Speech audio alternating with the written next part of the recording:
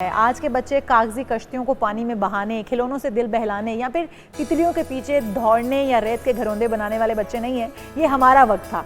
आज के बच्चे ब्लैक एंड व्हाइट दौर की बात कर रही है ना, अभी चेंज बड़ा आ चुका है, टेक्नोलॉजी का दौर है, हर बच्चे के हाथ में टैब्स हैं, मोबाइल्स हैं, लेकिन वो दौर बेहतर तो था कम से कम। एक हेल्दी एक्टिविटी होती थी, फिजिकल एक्टिविटी होती थी, लेकिन आज के बच्चों के पास और पेरेंट्स की भी उतनी जिम्मेदारी है, वो अपनी जान छुड़ाने के लिए बच्चों को टैब्स, मोबाइल या गैजेट्स दे देते हैं। अच्छा, हमारे वक्तों में कुछ नहीं मिलता था तो हम पिलो फाइट ही कर लिया करते थे और हमारे पास बहुत कुछ होता था एंटरटेनमेंट के नाम पे, लेकिन आज के बच्चे उससे महरूम भी हैं। तो ये बड़ी नेमत है जिसे वो महरूम हो चुके हैं। किस तरह से दोबारा से उस दौर को वापस लाया जाए। नईमा किरण साहबा हमारी नफ्सियात हमारे साथ मौजूद है। नईमा साहब, आपको वेलकम करेंगे पाकिस्तान मॉर्निंग में। ये जो स्क्रॉलिंग की बीमारी है जिसके अंदर सिर्फ बच्चे नहीं बड़े भी इसकी एडिक्शन का शिकार हो चुके हैं, क्या कोई छुटकारा मुमकिन है और ये होता क्यों, हम इसका शिकार होते क्यों, इसमें मुब्तला क्यों होते हैं?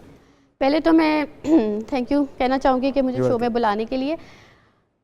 पहली बात, अगर हम एडिक्शन की आप बात कर ही रहे हैं तो एडिक्शन और हैबिट में मैं आपको फ़र्क बताना चाहूँगी कि बेसिकली एडिक्शन और हैबिट में क्या फ़र्क है। क्योंकि कुछ लोग कहते हैं हमें नशा नहीं है, हमें आदत है।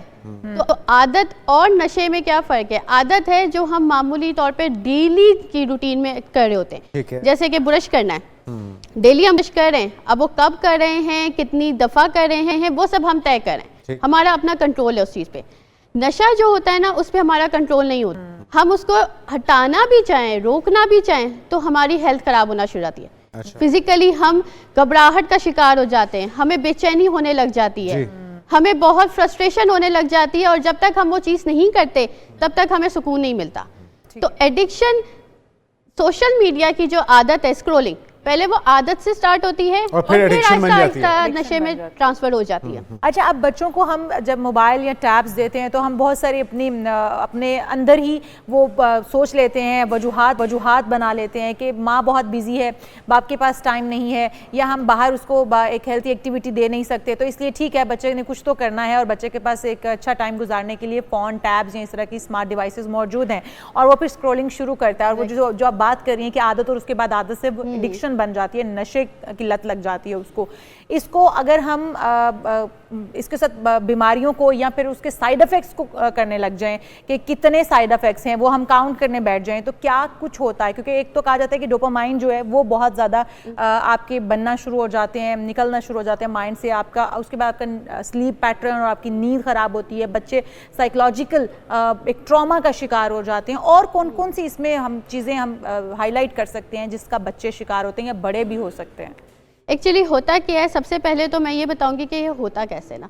ये होता ऐसे है कि जैसे आप आइसक्रीम खाते हैं ना, आप आइसक्रीम खाते हैं, आपको बहुत मज़ा आया, आपके ब्रेन ने जो है ना एक मैसेज भेजा कि और खाओ और इससे जो है ना फ़ायदा लो।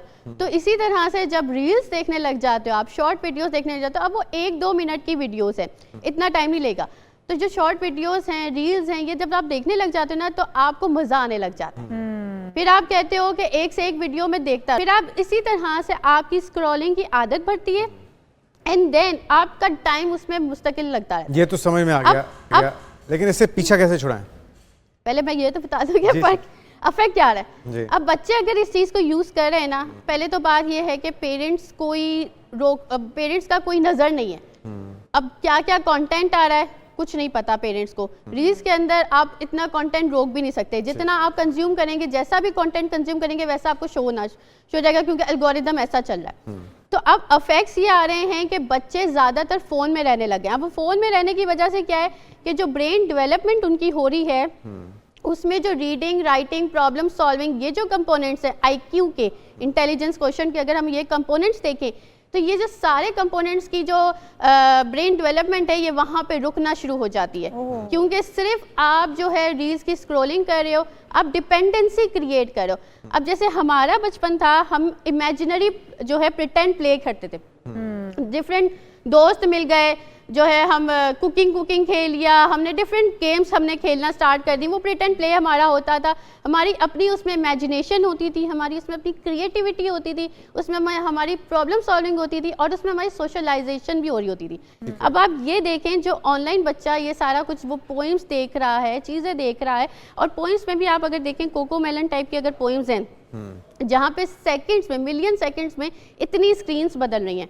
इतने कलरफुल आपको कलर्स, ब्राइट कलर्स दिख रहे हैं, उसकी वजह से क्या है, बच्चों में हाइपर एक्टिविटी पैदा हो रही है, बच्चे बहुत ज्यादा हाइपर एक्टिव हो रहे हैं। एंड देन ये जो फोन है हमारा, इससे ब्लू लाइट इमिट होती है, ब्लू लाइट निकलती है, और वो जो ब्लू लाइट है वो हमारी स्लीप पैटर्न को डिस्टर्बेंस कर रही है। उसकी वजह से सोने में मसला हो रहा है, इंसोम्निया, बच्चों को नींद नहीं आ रही, सुबह उठा रहे हैं स्कूल के लिए तो वो इतने सोए उठते हैं।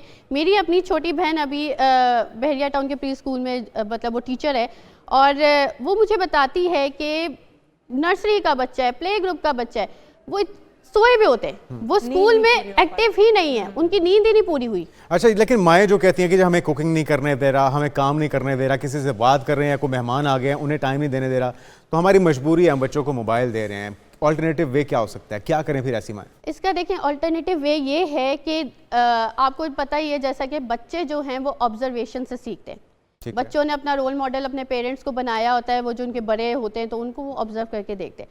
अब इसका तरीकाकार ये है कि आप बच्चे को एक्टिविटीज़ में इंडल्ज करें, हॉबीज़ में इंडल्ज करें, देखें कि बच्चा क्या कर सकता है। बच्चा कलरिंग अच्छी करता है तो उसको कलरिंग बुक्स ला के दें, उसको उसमें लगाएं, उसमें इंटरेस्ट दिलाएं।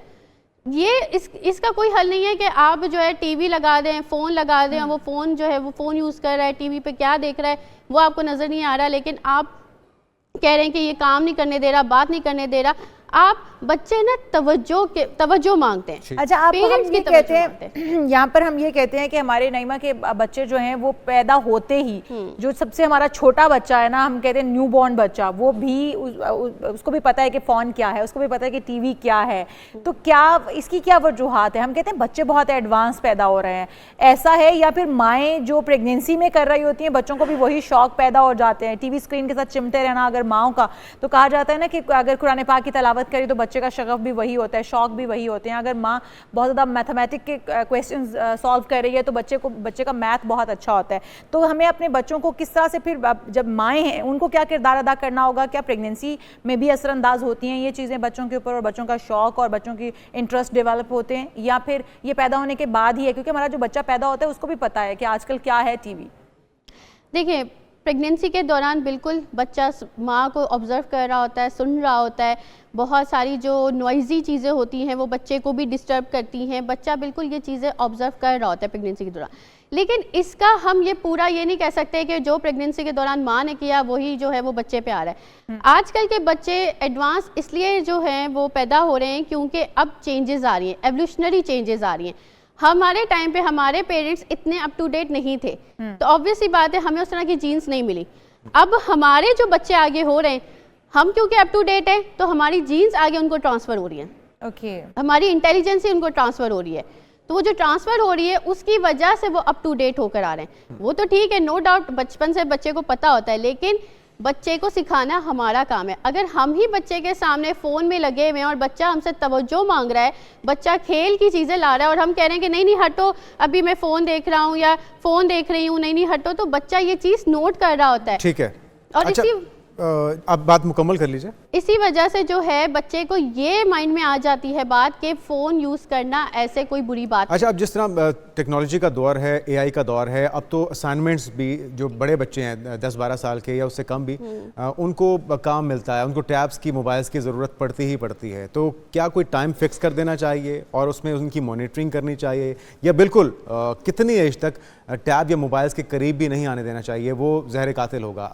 आपकी राय क्या है इस पर? देखें, अगर आप टैब या मोबाइल तक ला रहे हैं ना बच्चे को, तो आप अंडर सुपरविजन लाएं, आप खुद साथ बैठी हों और टाइम बांधें, इतना स्क्रीन टाइम ना दें, क्योंकि टू मच स्क्रीन टाइम से बच्चों में बिहेवियरल इश्यूज़ आ रहे हैं जो पहले कभी हम सुनते नहीं थे। बिहेवियरल इश्यूज़ अब वो आ रहे हैं, हाइपर एक्टिविटी के इशू आ गए हैं, अटेंशन डिस्ट्रैक्शन बहुत है, फोकस नहीं कर पा रहा बच्चा, कंसंट्रेशन नहीं कर पा रहा, पढ़ाई में ध्यान नहीं लग रहा, इधर उधर डिस्ट्रैक्शन है कि इधर उधर मैं कुछ यूज़ कर लूँ या कुछ देख लूँ, फ़ोन देख लूँ, तो ये सारी प्रॉब्लम्स इसकी वजह से आ रही हैं। अब ज़रूरी ये है, माँ को चाहिए बच्चों को साथ लेकर बैठे, एक पूरी फैमिली के साथ बैठे और बच्चों को मिलाकर ही रूल्स बनाए, रूल्स बनाए और रूल्स के साथ बच्चों से ही पनिशमेंट भी लिखवाए कि अगर रूल नहीं फॉलो करते तो क्या कंसिक्वेंसेस होंगे, और इसको वो फॉलो भी करें।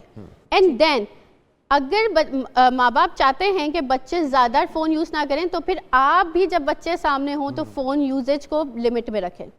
अच्छा, एक और चीज़ भी है नईमा कि हम लोग बच्चे को टीवी दिखाना, हम कहते हैं कि फ़ोन के शायद ज़्यादा गहरे असरात हैं आंखों के ऊपर या दिमाग के ऊपर, या फिर बच्चा जो है वो डैमेज ज़्यादा होता है, लेकिन टीवी से नहीं होता। टीवी स्क्रीन क्योंकि हम कहते हैं दूर बैठ के बच्चा देखता है तो वो उसके असरात कम है। ये भी थोड़ा सा हमें बता दीजिएगा कि टीवी के कितने साइड इफेक्ट्स हो सकते हैं बच्चे। लेकिन टीवी का भी तो स्क्रीन टाइम चल रहा है ना, चाहे वो आपको फिजिकली इतना साइड इफेक्ट नहीं दे रहा, लेकिन मेंटली तो साइड इफेक्ट्स दे ही रहा है स्क्रीन टाइम से। जो टीवी पे चीज़ें देख रहा है, अब ये जितनी भी फास्ट फॉरवर्ड पोइम्स आती हैं, क्योंकि आजकल कोको मेलन है और ये इस तरह की पोइम्स बहुत ज़्यादा बच्चों को दिखाई जाती हैं और वो बहुत ज़्यादा होते हैं। जैसे पिछले दिनों baby shark do do do बहुत ज़्यादा फेमस हुई थी और बच्चे बहुत ज़्यादा शौक से देखते हैं। तो वो जो उनका हाई म्यूज़िक है, वो उनकी जो इतनी नैनो सेकेंड्स में फ्रेम चेंज हो रहा है, ये सारी छोटे बच्चे के दिमाग पे असर करी है। छोटा बच्चा इतनी जल्दी फोकस नहीं कर सकता ना, तो छोटे बच्चे के दिमाग में ये सारी चीज़ें असर करी होती हैं और इसी वजह से बच्चा जो है अटेंशन प्रॉब्लम्स हैं, फोकस नहीं कर पा रहा, हाइपर एक्टिव हो गया है। बहुत जो गाइडलाइन आपने बताई है, अगर उसको फॉलो किया जाए, बच्चों के साथ बैठ के रूल्स बनाए जाए, उनके लिए टाइम फिक्स किया जाए, फिर उनके सामने रोल मॉडल बना जाए, तो ये बहुत अच्छे आइडियाज़ हैं। मैं उम्मीद करती हूँ कि हमारे पेरेंट्स इससे कोई ना कोई फ़ायदा ज़रूर उठाएंगे। बहुत शुक्रिया नईमा किरण, माहिर नफ्सियात हमारे साथ मौजूद।